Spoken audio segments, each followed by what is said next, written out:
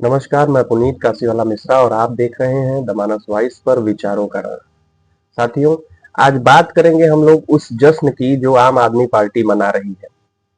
साथियों, उस राहत की जिसे अरविंद केजरीवाल अपनी बेगुनाही का सर्टिफिकेट बता रहे हैं, जो राहत उन्हें मिली है। लेकिन सवाल ये है कि क्या सच में वो बरी हो गए हैं? क्या कोर्ट ने उन्हें कट्टर ईमानदार कह दिया है, या फिर यह एक तकनीकी राहत है और असली लड़ाई अभी बाकी है? पहला सवाल क्या है? एथिकल। दोस्तों, जो हुआ वह डिस्चार्ज है, मतलब केस शुरू होने से पहले ही तकनीकी आधार पर उन्हें राहत मिली है। यह एथिकल, इसका मतलब बरी होना नहीं होता। कोर्ट ने यह नहीं कहा कि घोटाला हुआ ही नहीं। कोर्ट ने यह नहीं कहा है कि पैसों की लेन देन नहीं हुई। कोर्ट ने सिर्फ यह कहा है कि इस स्तर पर मामला आगे नहीं बढ़ सकता। लेकिन इस केस में इसी केस के अंतर्गत ईडी की चार्जशीट पहले ही स्वीकार हो चुकी है। दिल्ली हाई कोर्ट पहले ही कह चुका है कि पर्याप्त सामग्री है। सुप्रीम कोर्ट पहले कई बार जमानत याचिका खारिज कर चुका है। तो क्या बाकी सारी अदालतें गलत थी? केजरीवाल जी प्रेस कॉन्फ्रेंस में बोले हैं कि कोर्ट ने साफ कहा केजरीवाल और सिसोदिया कट्टर ईमानदार है। केजरीवाल ने प्रेस कॉन्फ्रेंस में ये बात बोली है, लेकिन जजमेंट में ऐसी कोई लाइन है ही नहीं। ये वही स्टाइल है जो हमने पहले भी देखा है। 2019 में चौकीदार चोर है वाला मामला याद है आप सभी को, जब सुप्रीम कोर्ट के आदेश को अपने हिसाब से कोर्ट किया गया था और बाद में माफी मांगनी पड़ी थी उन्हें। तो क्या यह फिर वही रणनीति है? पहले राजनीतिक नैरेटिव बनाओ, फिर कानूनी स्थिति देखी जाएगी। दिल्ली की आबकारी नीति क्या कहती है?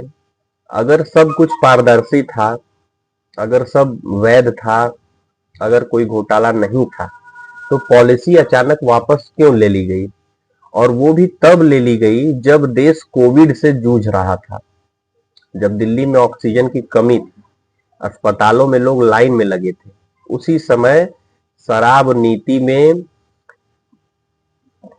बदलाव क्यों किया गया? क्या प्राथमिकता यही थी? जांच एजेंसियों ने फोन मांगे, कई फोन टूटे, डेटा उपलब्ध नहीं कराया गया। अगर आप सच में निर्दोष हैं तो डर किस बात का है? कोर्ट की निगरानी में जांच होती, फिर फोन देने में समस्या क्या थी? आज के दौर में अपराध नोटों के बंडल में नहीं मिलते, डिजिटल ट्रेल में मिलते हैं। कांग्रेस क्यों परेशान है? यह भी दिलचस्प बात है। केस की शुरुआत कांग्रेस की सियासत से हुई थी। यह वही कांग्रेस कह रही है कि बीजेपी ने चुनावी मौसम में राहत दिलवाई है। तो क्या बीजेपी अपने सबसे बड़े राजनीतिक प्रतिद्वंदी को बचाएगी? अगर बचाना होता तो सीबीआई तुरंत हाई कोर्ट क्यों जाती? क्या यह भी भ्रम फैलाया जा रहा है कि दिल्ली की हार सिर्फ घोटालों की वजह से हुई है? नहीं, दिल्ली की जनता नाराज थी। शीशमहल विवाद, कूड़े के पहाड़, टूटी सड़कें, मुहल्लों की हालत, प्रशासनिक अराजकता।